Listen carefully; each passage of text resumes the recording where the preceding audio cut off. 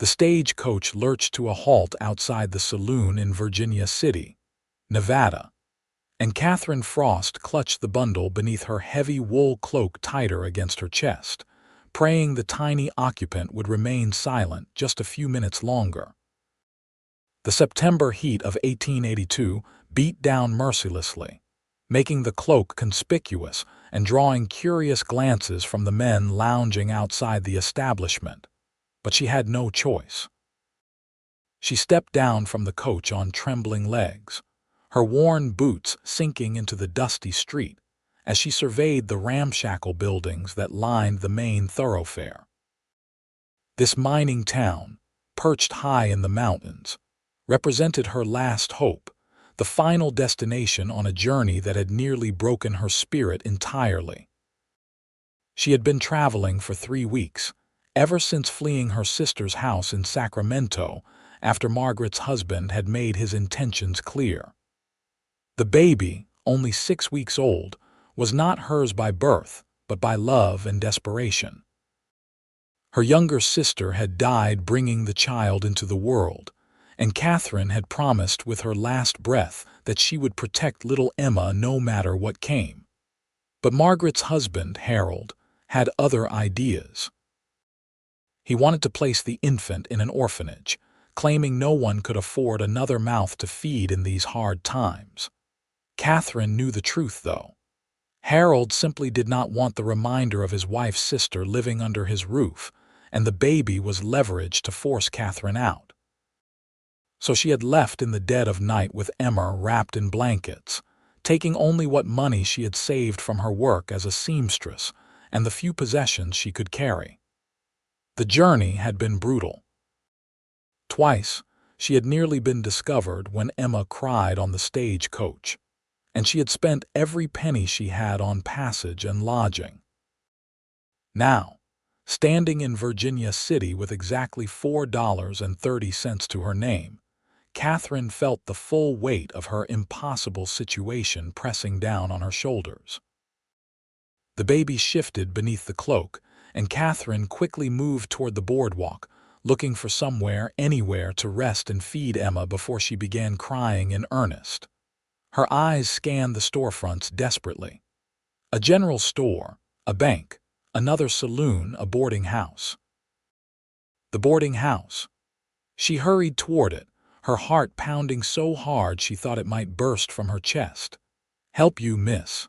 The voice came from behind her, deep and measured, with a slight drawl that marked its owner as someone who had spent considerable time in the territories. Katherine spun around, instinctively pressing the cloak closer to her body. The man standing there was tall, well over 6 feet, with broad shoulders and sun-bronzed skin that spoke of countless hours working under the Nevada sky. He wore a dusty brown hat pushed back on his head, revealing dark hair and eyes the color of rich earth. His face was handsome in a rugged way, with strong features and a thick mustache that framed a mouth that looked like it smiled often, though at the moment it was set in an expression of concern. "I'm fine, thank you," Katherine said quickly, taking a step back. The man held up both hands in a peaceable gesture. "Did not mean to startle you, madam. Just noticed you looked a mite lost. Name's Ryder Dalton. I run a ranch about 5 miles outside town. Come in for supplies most weeks." "Katherine Frost," she replied automatically, then cursed herself for giving her real name. She had meant to use a false one to cover her tracks in case Harold sent someone looking for her. Ryder Dalton tipped his hat politely. "Pleasure, Miss Frost. You just arrive on that stage." "Yes, I did." "Now, if you will excuse me, I need to secure lodging." She turned toward the boarding house again, but the bundle beneath her cloak chose that moment to emit a small, plaintive cry. Katherine froze, her blood turning to ice. She pressed her hand against the cloak, trying to soothe Emma through the fabric, but the damage was done. She could feel Ryder's eyes on her, could sense his awareness shifting as he processed what he had heard. "Madam," he said slowly, "is that a baby?" Catherine's mind raced through a dozen possible lies, but exhaustion and fear had dulled her usual quick thinking. "Please," she whispered, her voice breaking. "Please just let me go. I'm not doing anything wrong." Ryder stepped closer, his expression softening in a way that caught her off guard. "I did not say you were, but it's near 100 degrees out here, and you are wearing a winter cloak. That cannot be good for a little one." Tears sprang to Catherine's eyes before she could stop them. She had been so careful, so determined not to break down, but this stranger's unexpected kindness shattered the fragile control she had been maintaining. "I did not have another way to hide her," she admitted, her voice barely above a whisper. "People ask too many questions when they see a woman traveling alone with an infant." "Her." Ryder glanced around the street, then gestured toward a small restaurant a few doors down. "Come on, let's get you both out of this heat and get some food in you. You look about ready to collapse." "I cannot afford much," Katherine said, hating the admission but needing to be honest. "Did not ask you to pay," Ryder replied simply. "Come on now. Whatever trouble you are running from, it will keep another hour." Something in his voice, a gentleness that seemed at odds with his rough exterior, made Katherine trust him enough to follow. She walked beside him to the restaurant, a modest establishment with checkered curtains in the windows and a sign that read "Me's Dining Room" in faded paint. Ryder held the door open for her, and she slipped inside gratefully, immediately feeling relief from the oppressive heat. The interior was blessedly cool and nearly empty, with just a few patrons scattered at tables throughout the room. Ryder guided her to a corner table, far from the other diners, and pulled out a chair for her. Katherine sank into it with a grateful sigh, finally allowing herself to relax just slightly.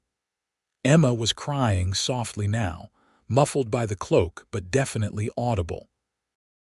"You can take that off here," Ryder said quietly, sitting across from her. "No one's paying us much mind." Katherine hesitated, then carefully unbuttoned the cloak and let it fall open. Emma, red-faced and sweating, was wrapped in a light cotton blanket, her tiny fists waving in agitation. She was a beautiful baby, with wispy brown hair and blue eyes that would probably darken with time. Katherine immediately began rocking her, making soft, shushing sounds. A woman emerged from the kitchen, wiping her hands on her apron. She was middle-aged with kind eyes and graying hair pulled back in a neat bun. "Ryder Dalton, as I live and breathe. What brings you to town on a Thursday? And who's your friend?" "Afternoon, me. This is Miss Frost. She just arrived on the stage and needs a good meal. And maybe some cool water for the baby." Me's eyebrows rose, but she did not pry. Instead, she smiled warmly at Katherine. "Of course. Let me bring you both something. The roast beef is good today, and I have fresh bread just out of the oven." "Thank you," Katherine said softly. "That sounds wonderful." When Me had bustled away, Ryder leaned forward slightly, his expression serious but not unkind. "You want to tell me what's really going on?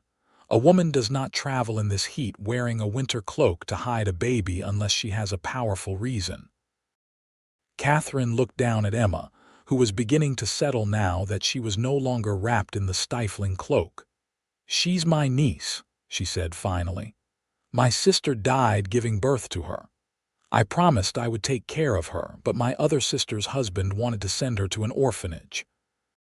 So I left." "He the baby's father?" "No. Emma's father died in a mining accident before she was born. Harold is married to my other sister, Margaret. He did not want the burden of another child in his house." Ryder's jaw tightened. So he was going to throw an innocent baby into an orphanage rather than do the Christian thing and help his wife's family. "He gave me a choice. The baby could go to the orphanage, or I could stay and work for him and Margaret without pay, as a servant in their home. But he made it clear that Emma would still be sent away eventually. I could not let that happen. Course you could not, Ryder said firmly. You did the right thing. Me returned with 2 plates laden with food and a pitcher of cool water. She also brought a small bowl of milk. For the baby if she's old enough, she explained. My own children are grown now, but I remember those days well. She's only 6 weeks old, Katherine said. Still nursing. Me nodded knowingly. Then you will need privacy for that. There's a small room in the back you can use after you eat. Take your time. Thank you, Katherine said, tears threatening again at the overwhelming kindness these strangers were showing her. As she ate, Katherine realized she had not had a proper meal in days. The food was delicious, and she found herself eating ravenously despite trying to maintain some semblance of manners. Ryder ate more slowly, watching her with an expression she could not quite read. When she finally set down her fork, feeling more human than she had in weeks, he spoke. What's your plan now that you are in Virginia City? Katherine took a sip of water, buying herself time. I am going to find work as a seamstress. I'm quite skilled with a needle, and I thought a mining town might need someone who can mend clothes and make alterations. It's not a bad plan, Ryder admitted, but it's going to be hard to find someone willing to hire a woman with an infant. Most folks around here are not understanding about such things, especially when you are unmarried. I know, Katherine said quietly, but I have to try. I have nowhere else to go. Ryder was silent for a long moment, his fingers drumming thoughtfully on the table. Then he said, I have a proposition for you. Katherine stiffened, her guard immediately rising. She had heard such propositions before, and they never ended well for women in her position. Ryder must have seen her reaction because he quickly raised his hands again. Nothing improper, I swear. Listen, I run a cattle ranch with my younger brother, Thomas. It's a good spread, profitable enough, but the house is a disaster. Neither of us has any skill with cooking or cleaning, and our clothes are so patched they are more thread than fabric at this point. We have been talking about hiring a housekeeper, but have not gotten around to posting a notice. If you are willing to cook, clean, and do mending, I will give you room and board plus a fair wage, $20 a month. Katherine stared at him, hardly daring to believe what she was hearing. You would hire me, even with Emma. I do not see why the baby should matter. She will not eat much for a while yet, and from what I can tell, she seems like a quiet little thing. The ranch house is big enough that you would have your own room with plenty of privacy. Thomas and I bunk in separate rooms on the other side of the house. But you do not know anything about me. I could be a terrible cook. I could be a thief.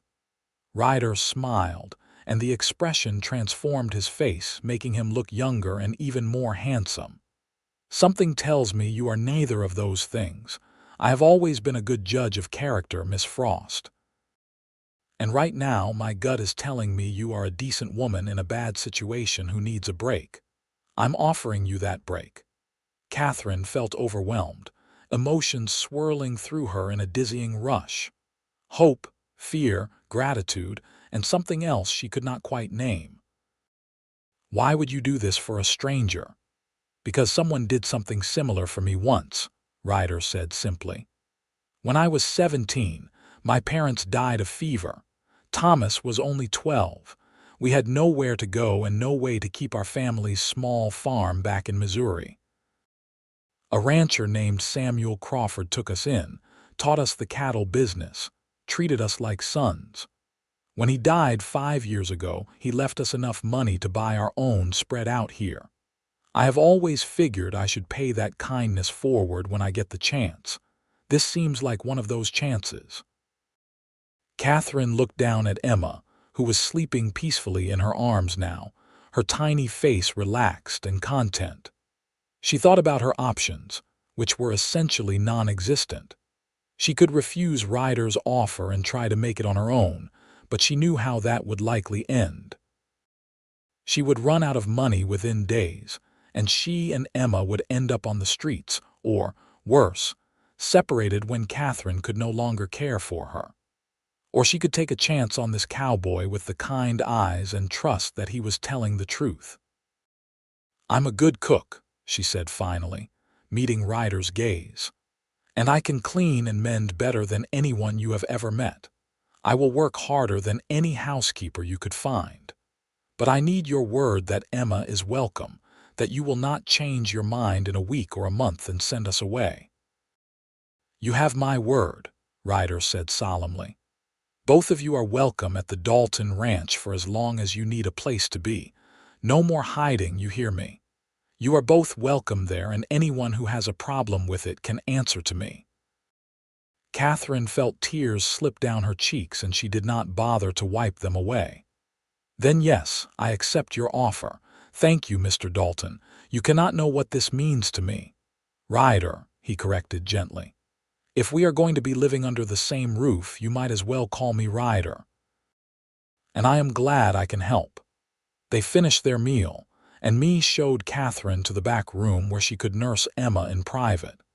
The baby fed eagerly, and Katherine felt some of the constant anxiety that had plagued her for weeks begin to ease. When Emma was satisfied and changed into a fresh cloth diaper, Katherine returned to the dining room to find Ryder settling the bill with me. "You did not have to pay for my meal," Katherine protested. "Consider it part of your hiring," Ryder said with a shrug. "Now, I need to finish getting supplies. You want to come with me, or would you rather rest here while I load up the wagon?" "I will come with you," Katherine said. She had already imposed on these people enough without making them watch her child as well. They spent the next hour visiting various shops as Ryder gathered supplies. He bought flour, sugar, coffee, and other staples at the general store, picked up some tools at the blacksmith, and collected several parcels at the post office. At each stop, he introduced Katherine simply as his new housekeeper, and if anyone thought it odd that she had a baby with her, they kept their opinions to themselves. Virginia City was a town built on mining fortunes and hard luck stories, and folks generally minded their own business. Finally, with the wagon loaded, Ryder helped Katherine up onto the bench seat and climbed up beside her. The wagon lurched into motion, and they headed out of town on a dusty road that wound through the sage-covered hills.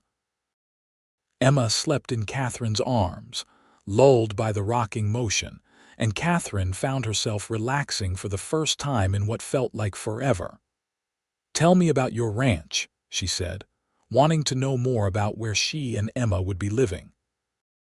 "Well, it's about 300 acres, most of it good grazing land," Ryder began, his voice taking on a note of pride. "We run about 200 head of cattle, mostly Herefords. Thomas handles the day-to-day work with the animals while I manage the business side of things, dealing with buyers and such. The house is solid, built by the previous owner about 10 years back. It's got 4 bedrooms, a good-sized kitchen, a parlor, and even a small library, though neither Thomas nor I are much for reading. There's a barn, a smokehouse, a chicken coop, and a vegetable garden that has gone to ruin since we have no idea how to tend it." "I can manage a garden," Katherine said. "My mother taught me when I was young." "That would be wonderful. Fresh vegetables would be a nice change from beans and salt pork." They rode in comfortable silence for a while, the only sounds the creaking of the wagon wheels and the occasional call of a bird. The landscape was stark but beautiful in its own way, with the mountains rising in the distance and the endless blue sky overhead.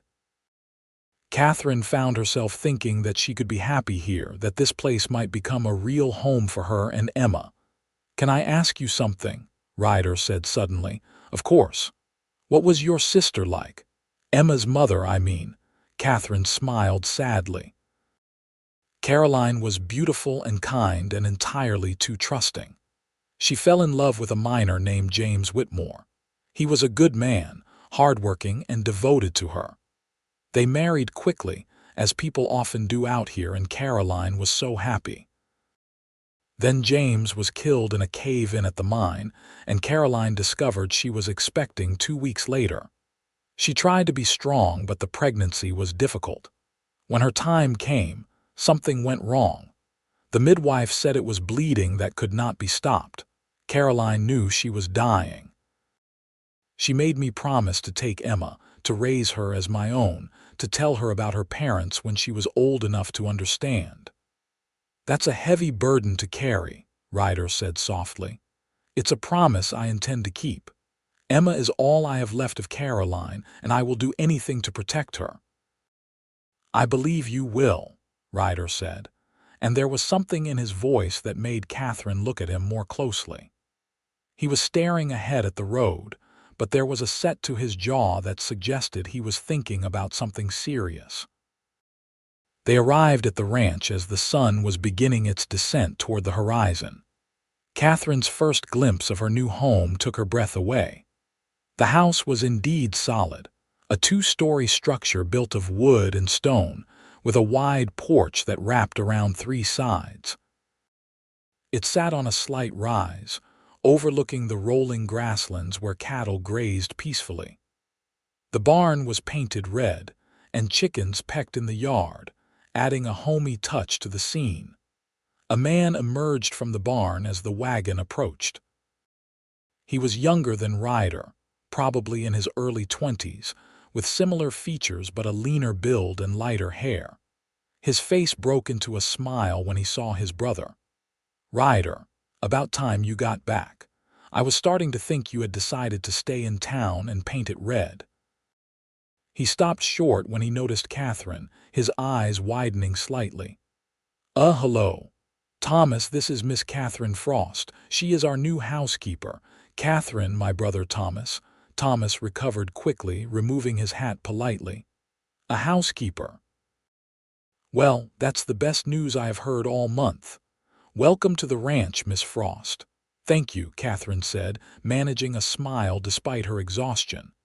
"She has a baby with her," Ryder added matter-of-factly as he climbed down from the wagon. "Her niece. They will be staying in the guest room on the east side." Thomas glanced at the sleeping infant, then back at his brother, and Katherine saw a silent communication pass between them. Finally, Thomas nodded. "The more the merrier, I say. Heaven knows this place could use some life in it. Let me help you with your things, Miss Frost." Between the two brothers, they quickly unloaded the wagon and carried Katherine's meager belongings into the house. The interior was just as impressive as the exterior, with sturdy furniture and large windows that let in plenty of light. As Ryder had said, the place was a bit untidy, with dust on most surfaces and dishes piled in the kitchen, but nothing that could not be fixed with some dedicated cleaning. The room they showed her to was spacious and bright, with a large bed covered in a faded quilt, a dresser, a wardrobe, and a rocking chair by the window. Someone had already brought in a wooden cradle which sat near the bed. "That was mine when I was a baby," Ryder explained, looking slightly embarrassed. "Our mother saved it and it ended up coming west with us. Figured you might have use for it." Katherine ran her hand over the smooth wood, touched beyond words. "It's perfect, thank you." "Well, I will let you get settled," Ryder said. "Take your time. Thomas and I can fend for ourselves for supper tonight. You can start your duties tomorrow." After he left, Katherine laid Emma in the cradle, marveling at how perfectly the baby fit. Then she unpacked her few belongings, hanging her 2 spare dresses in the wardrobe and placing her sewing supplies on the dresser. When everything was put away, she sat in the rocking chair and looked around the room that was now hers. For the first time in 6 weeks, she felt safe. That night, as she lay in the comfortable bed with Emma sleeping soundly nearby, Katherine said a prayer of thanks for the unexpected kindness of strangers and the chance at a new beginning. She did not know what the future held, but for the first time in a very long time, she felt hopeful. The next morning, Katherine woke with the sun and immediately set to work. She changed and fed Emma, then brought her downstairs in a sling she had fashioned from a shawl, leaving her hands free to work. The kitchen was her first priority. She heated water, washed every dish and surface, and swept the floor until it was spotless. Then she took stock of the pantry and began preparing breakfast. By the time Ryder and Thomas came in from their morning chores, the smell of bacon, eggs, and fresh biscuits filled the house. They stopped in the doorway, staring at the transformed kitchen with expressions of pure astonishment. "Is that bacon?" Thomas asked, almost reverently. "And biscuits," Ryder added. "I think I have died and gone to heaven." Katherine could not help but laugh at their reactions. "Sit down before it gets cold." They did not need to be told twice. Both men attacked their food with the enthusiasm of people who had been living on inadequate meals for far too long. Katherine ate more modestly, keeping one eye on Emma, who was sleeping contentedly in her sling. "Miss Frost, this is the best meal I have had in years," Thomas declared, reaching for his third biscuit. "You are a miracle worker." "It's just breakfast," Katherine said, though she was pleased by their appreciation. "Just breakfast, she says," Ryder repeated, shaking his head in wonder. "Thomas, we should have hired a housekeeper years ago." "I tried to tell you that," Thomas retorted. "You were the one who kept saying we could manage on our own." "Well, I was clearly wrong." After breakfast, the brothers headed back out to work, and Katherine began the monumental task of cleaning the rest of the house. She worked steadily throughout the day, taking breaks to tend to Emma, and by evening the entire downstairs was spotless. She prepared a hearty dinner of roast chicken with vegetables, and once again the brothers sang her praises. The days fell into a comfortable rhythm. Katherine would rise early, care for Emma, prepare meals, clean, and mend the seemingly endless pile of torn and worn clothing the brothers produced. In return, she had a safe home, regular wages that she carefully saved, and the freedom to care for her niece without fear or judgment. As the weeks passed, Katherine found herself growing genuinely fond of both brothers. Thomas was cheerful and talkative, always ready with a joke or a funny story about the cattle. He clearly adored Emma, often stopping by the kitchen to make faces at her or hold her for a few minutes before heading back to work. Ryder was more reserved, but Katherine sensed a depth to him that intrigued her. He was unfailingly kind and respectful, always asking if she needed anything, always praising her work without being condescending. She noticed the way he looked at her sometimes when he thought she was not paying attention, a soft expression in his eyes that made her heart beat a little faster. She tried to ignore the growing attraction she felt toward him. She was his employee, and she had Emma to think about. Getting involved with Ryder, no matter how appealing the idea might be, could jeopardize the security she had found. She could not risk that, no matter what her heart might be starting to feel. But Katherine was not the only one struggling with unexpected feelings. Ryder found himself thinking about his housekeeper at the oddest moments. He would be working with the cattle and suddenly remember the way Katherine laughed at something Thomas said, a sound like music that brightened the whole house. Or he would be going over the ranch accounts and think about how she looked in the morning, her hair still slightly mussed from sleep, Emma cradled against her shoulder. He had hired her to help with the house, and she had certainly done that and more. The place had never been cleaner or more welcoming, and having regular, delicious meals was a luxury he had not realized he missed so much. But it was more than that. Katherine's presence had brought warmth to the ranch, a sense of home that had been missing since his parents died all those years ago. And Emma, well, the baby had stolen his heart completely. She was growing so fast, becoming more alert and interactive every day. She had started smiling recently, and the first time she had smiled at him, Ryder had felt something in his chest crack open. He understood now why Katherine had risked everything to protect this child. Emma was special, innocent and pure in a way that made a person want to be better. One evening in late October, about 6 weeks after Katherine and Emma had arrived at the ranch, Ryder found himself alone in the kitchen with Katherine. Thomas had gone to bed early with a headache, and Emma was asleep in her cradle upstairs. Katherine was washing the dinner dishes, and Ryder had stayed to dry them, something he had taken to doing regularly as an excuse to spend time with her. "The weather is turning," Katherine observed, glancing out the window at the darkening sky. "I think we might get our first snow soon." "Probably," Ryder agreed. "Winter comes early this high up in the mountains, gets cold too, but the house stays warm and we have plenty of wood laid by." "That's good. I was worried about Emma. She is so little and I have never spent a winter in Nevada before." "She will be fine, you both will."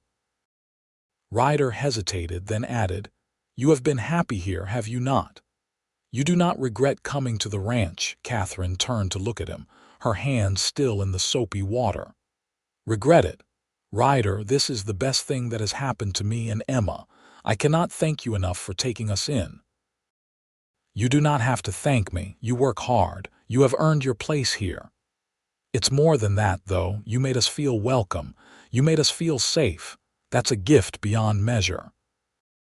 They stood there, looking at each other, and Ryder felt the air between them change, becoming charged with something electric.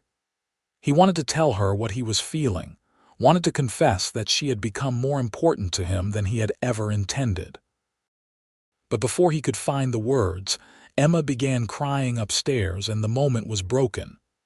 "I should go to her," Katherine said, drying her hands quickly. "Of course. Good night, Katherine." "Good night, Ryder." He watched her go, then finished cleaning up the kitchen alone, his mind churning with thoughts he did not quite know how to process. The first snow did come a week later, light flurries that dusted the ground and made everything look fresh and new.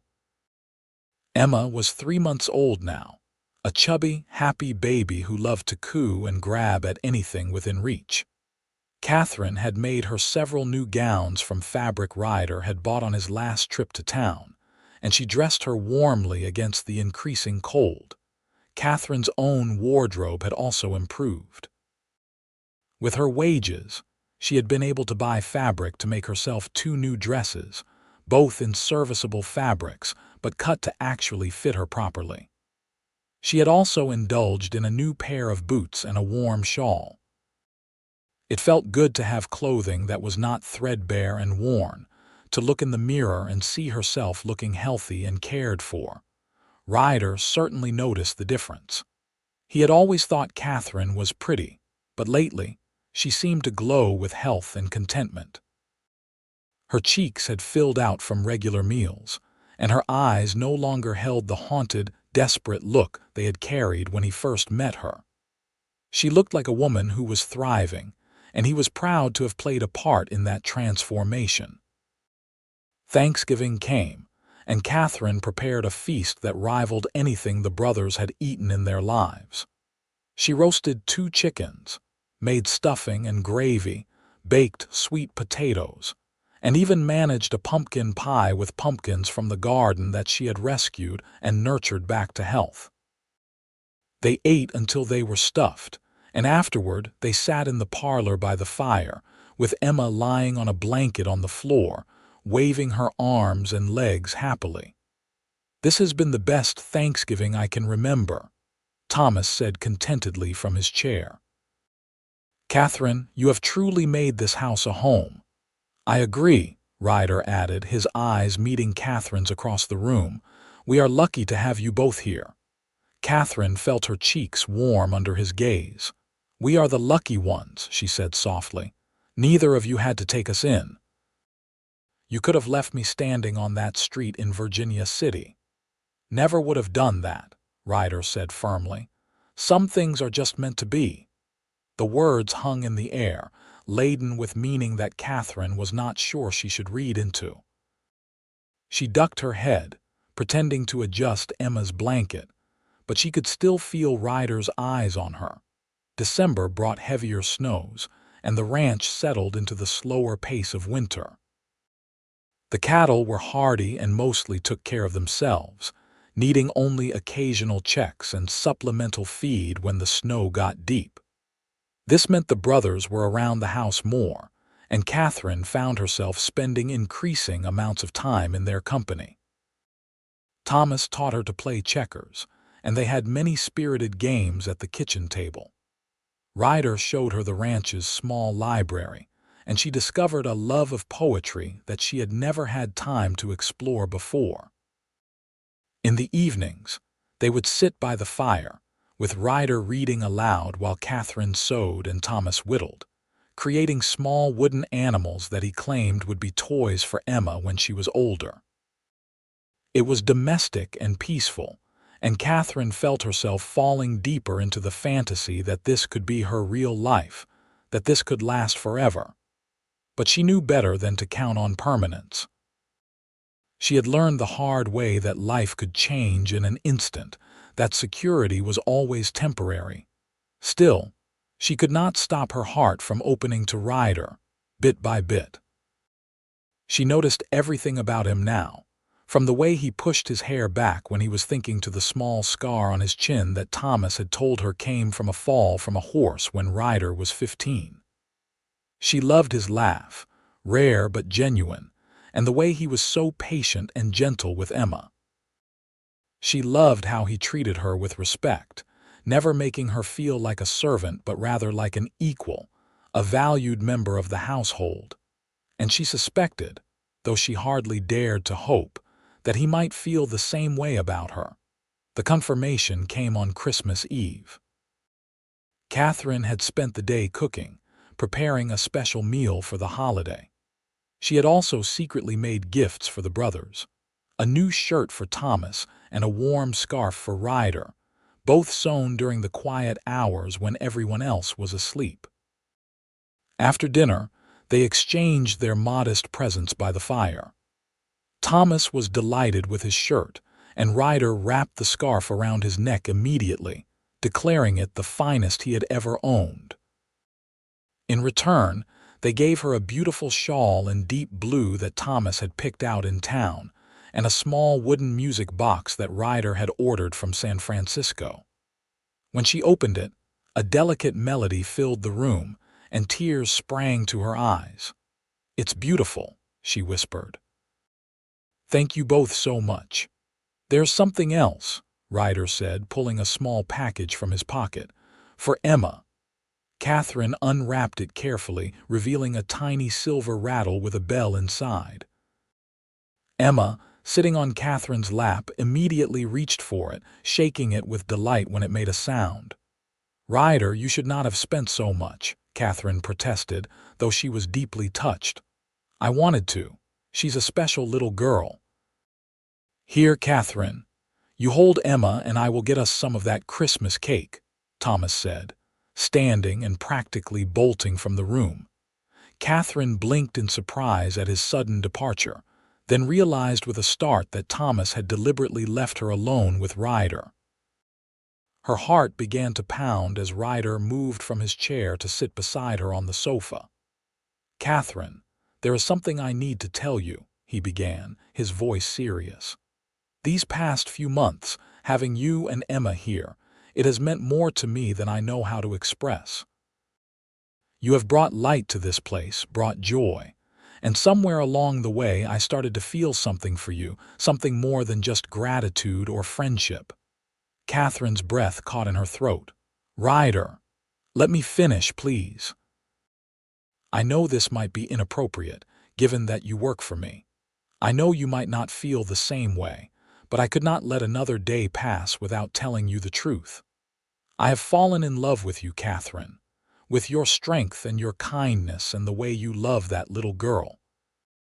I have fallen in love with your laugh and your determination and everything that makes you who you are." "I love you too," Katherine said, the words tumbling out before she could second-guess them. I have tried so hard not to, tried to tell myself it was foolish, but I cannot help it. You have given me everything, Ryder. A home, security, kindness. But more than that, you have given me hope for a future I thought I would never have. Ryder reached out and took her free hand, the one not holding Emma. Then let me give you even more. Marry me, Katherine. Let me be a real father to Emma. Let us be a real family. Katherine felt tears streaming down her face, but these were tears of joy, not sorrow. Are you certain? Marriage is a serious commitment and Emma is not your responsibility. I have never been more certain of anything in my life. I love Emma as if she were my own blood, and I love you more than I thought it was possible to love someone. Say yes, Katherine. Please say yes. Yes, she whispered, then louder. Yes, Ryder, I will marry you. He leaned forward and kissed her gently, carefully, mindful of the baby between them. It was a sweet kiss, full of promise and tenderness, and Katherine felt her entire world shift into something brighter and more beautiful than she had ever imagined possible. Thomas returned a few minutes later with the cake and a knowing grin on his face. So, did you two have a nice talk? You could have been more subtle about leaving the room, Ryder said, though he was smiling. I could have, but where's the fun in that? So, are you going to tell me the good news, or am I going to have to guess? We are getting married, Katherine announced, unable to keep the joy from her voice. Thomas let out a whoop of celebration. Finally! I have been waiting for you two to figure out what was obvious to everyone else. This calls for a celebration. He disappeared into the kitchen and returned with a bottle of wine that had been saved for a special occasion. They toasted to the future, to love, and to family, and Katherine felt so full of happiness she thought she might burst. They decided to marry in February, wanting to give Katherine time to make a proper wedding dress and to send word to Margaret, despite the complicated history there. Katherine felt she should at least inform her sister, though she did not expect Margaret to come or even to respond kindly. The response that came back a few weeks later was surprisingly warm. Margaret wrote that she was happy Katherine had found security and love, and she apologized for not standing up to Harold more forcefully. She wished them well and asked that Katherine send word once the baby began talking, as she would love to know how Emma was growing. Katherine cried when she read the letter, grateful to have at least one member of her family back in her life, even if only through correspondence. The winter weeks passed in a flurry of preparation. Katherine sewed her wedding dress from white silk that Ryder insisted on buying, despite the expense. It was simple but elegant, with long sleeves and a fitted bodice.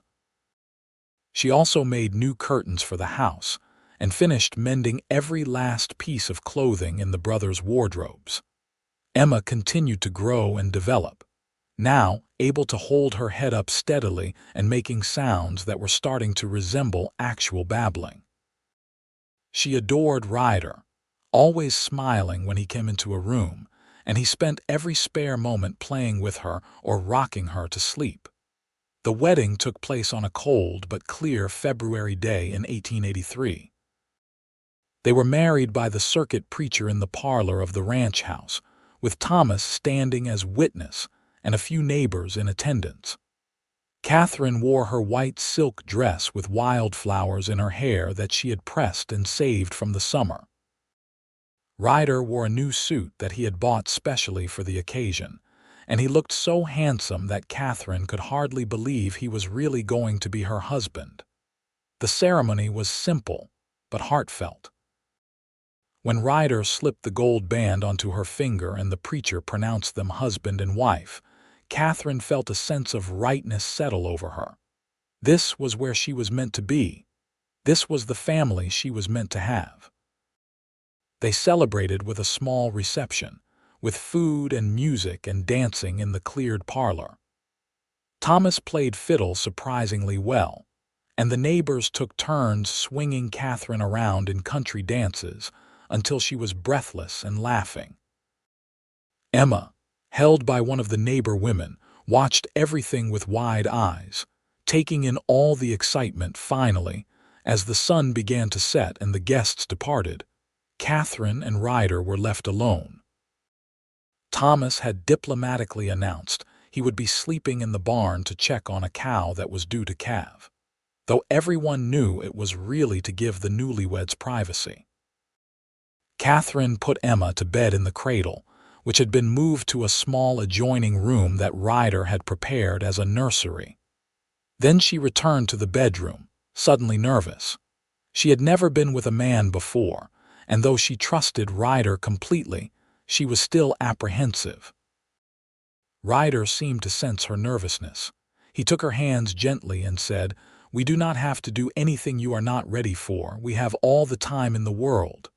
"I want to," Katherine assured him. "I am just a little scared." "I will be gentle," he promised. "I would never hurt you."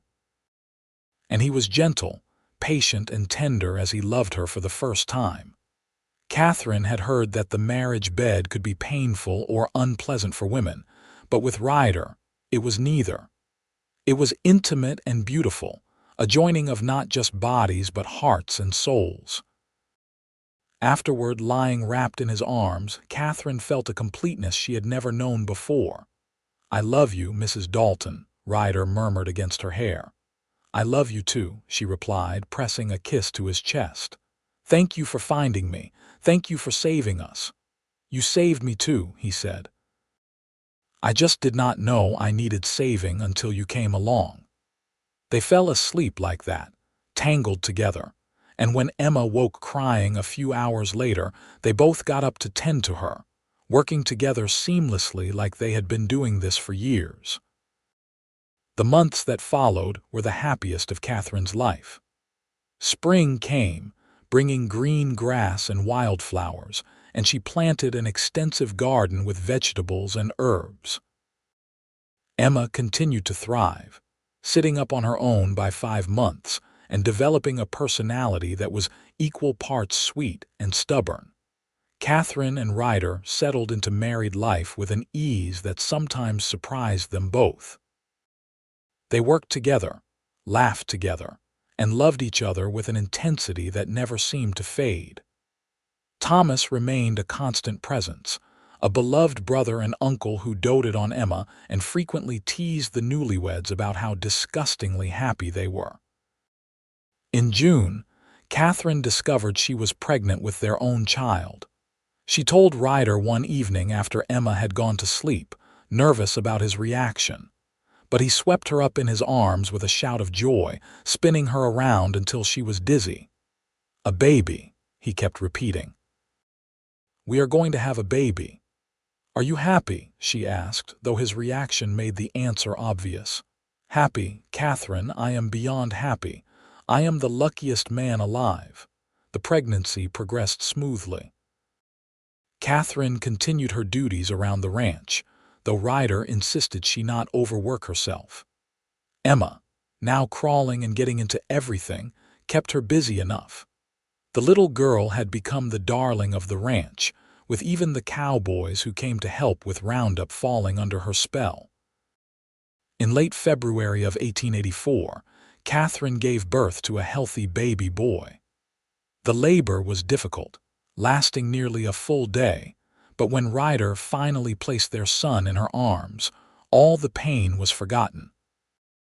He had dark hair like his father and the same strong features, though his eyes were still the undefined blue of newborns. "What should we name him?" Ryder asked, sitting on the edge of the bed and stroking the baby's soft head. "What about James, after Emma's father?" Katherine suggested. "It seems fitting, somehow." "James Dalton," Ryder said, testing the name. "I like it. James it is." Emma, now 18 months old, was fascinated by her new brother. She would sit beside the cradle for hours, watching him sleep and pointing excitedly whenever he moved. Katherine's heart swelled watching her 2 children, both so loved and wanted. Thomas was besotted with his new nephew, declaring that the Dalton ranch was quickly becoming overrun with children, and he supposed he would have to find himself a wife if he wanted to keep up. Everyone laughed, though Katherine privately thought Thomas would make a wonderful husband for some lucky woman. As baby James grew, the ranch prospered. A few particularly good years of cattle sales allowed Ryder to expand their herd and hire 2 permanent ranch hands. The house was always full of life and laughter, with 2 children running about and frequent visitors from town. Emma grew into a bright, curious child with her mother's brown hair and her father's blue eyes. She adored her little brother and appointed herself his protector, a role she took very seriously. By the time James was 2, Emma was 4 and already learning her letters from Katherine, showing a quick mind and a love of learning. In the spring of 1886, Katherine became pregnant again. This time, she gave birth to a daughter in November, an easy delivery that had her back on her feet within days. They named her Rose after Ryder's mother, and she had reddish blonde hair and green eyes that came from some distant relative neither of them could quite place.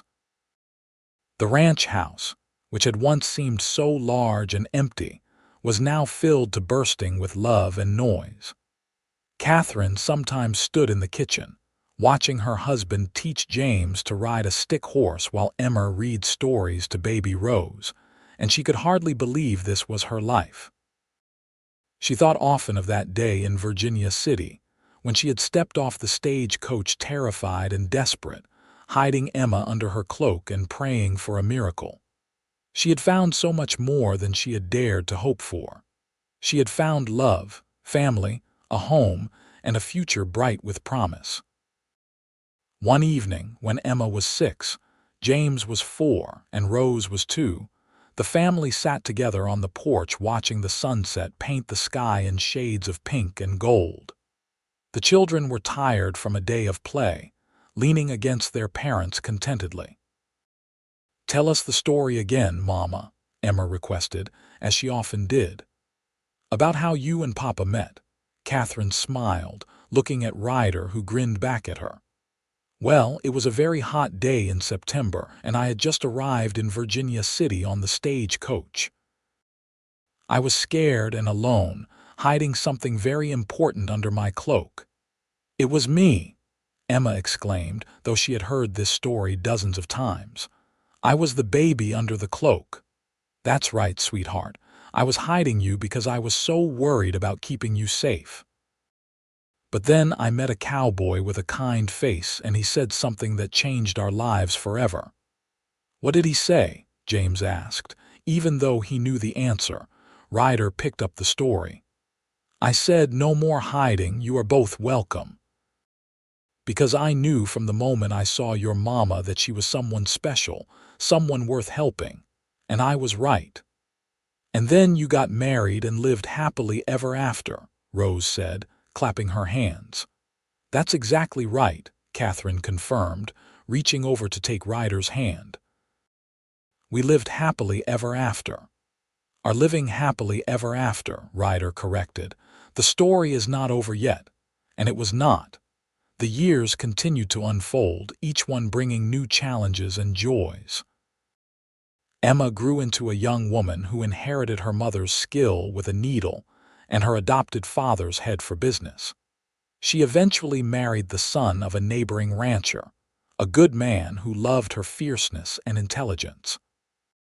James developed his father's love of cattle ranching and took over more and more of the daily operations as Ryder aged. He married a schoolteacher from Virginia City who brought books and learning to the ranch in abundance. Rose, the baby of the family, was wild and free-spirited, learning to ride before she could walk properly and declaring she would never marry but would instead travel the world. She eventually did travel, but she also fell in love with a newspaper editor in San Francisco and brought him home to meet her family. Through it all, Katherine and Ryder remained the center of the family. their love the foundation upon which everything else was built. They grew older together, their hair turning gray and their movements slowing, but the light in their eyes when they looked at each other never dimmed. Thomas eventually did marry, a widow with 2 children of her own who took over the cooking duties and gave Katherine more time to spend with her grandchildren, who began arriving in abundance. The Dalton Ranch became known throughout the territory not just for its fine cattle, but for the family that ran it, a family built on love and second chances. On their 25th wedding anniversary, Katherine and Ryder took a rare day away from the ranch to revisit Virginia City. The town had grown and changed, with new buildings and paved streets replacing some of the rough and tumble atmosphere of the old mining days. But Me's dining room was still there, and they had lunch at the same table where Ryder had first offered Katherine a job. "Do you remember what you were thinking that day?" Ryder asked as they ate. "I was thinking I had run out of options and that trusting you was the biggest gamble of my life," Katherine admitted. "I was terrified but also desperate enough to take the chance. Best gamble you ever made." "The absolute best. What about you? What were you thinking?" Ryder considered the question seriously. "I was thinking that you looked lost and scared and that you needed help. But I was also thinking that there was something special about you, something that drew me to you from that first moment. I did not know then that I was going to fall in love with you, but looking back, I think part of me knew even then that you were going to be important." "We have built a good life together," Katherine said softly. "We have built an amazing life together," Ryder corrected. "Emma, James, Rose, all our grandchildren, the ranch, everything. It's more than I ever dreamed possible. Do you ever wonder what would have happened if you had just walked past me that day? If you had not stopped to ask if I needed help?" "I try not to think about that," Ryder said honestly. "Because a world where I walked past you is a world where I would have missed out on the greatest happiness of my life. I would have missed loving you, raising our children, becoming the man I was meant to be. So no, I do not wonder. I just thank God every day that I had the sense to stop and offer you that help." They returned to the ranch as the sun was setting, and Katherine thought about how far they had come from that desperate day when she had hidden Emma under her cloak, praying for someone, anyone, to help. Ryder had been that someone, her miracle in a dusty cowboy hat, and he had given her everything she had never dared to hope for. As they walked into the house, now filled with the sounds of their family gathering for the anniversary celebration, Katherine squeezed Ryder's hand. He looked down at her and smiled, and in that smile she saw their entire history, every moment of joy and sorrow, every challenge overcome, every victory celebrated. "I love you," she said simply.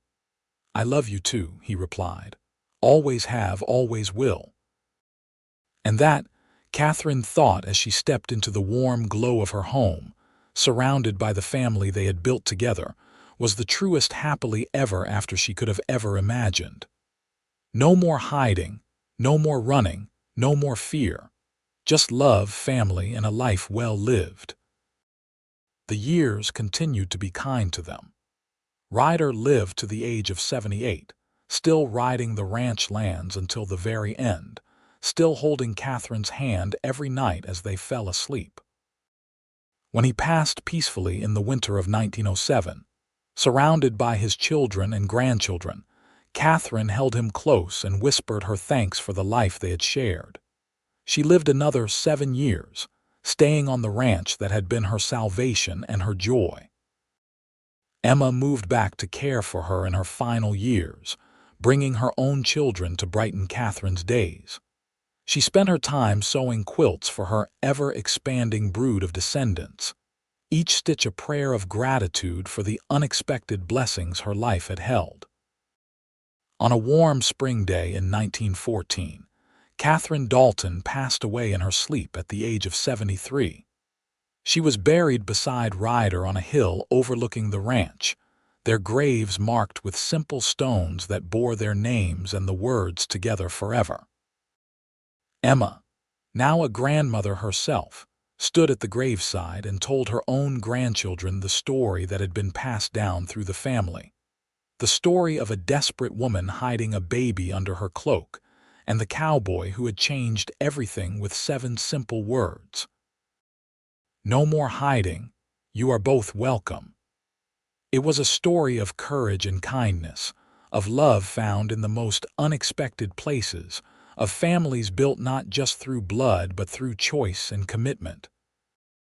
It was the story of Katherine and Ryder Dalton, 2 souls who had found each other in the Wild West and had built something beautiful that would last for generations.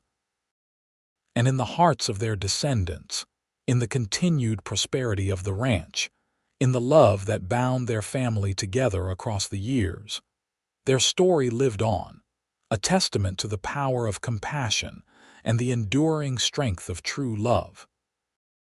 The ranch remained in the family for over 100 years, passed down from generation to generation, each one knowing the history of how it all began with a frightened woman, a precious baby, and a cowboy with a kind heart who chose to help rather than turn away. The old house still stands, modernized but recognizable, and on the mantel in the parlor sits a music box that still plays its delicate melody.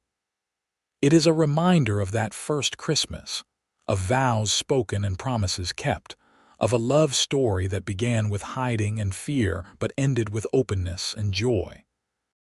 And sometimes, on quiet evenings, if you listen closely, you can almost hear the echo of laughter, the sound of children playing, and the soft murmur of 2 voices speaking words of love that transcended time itself.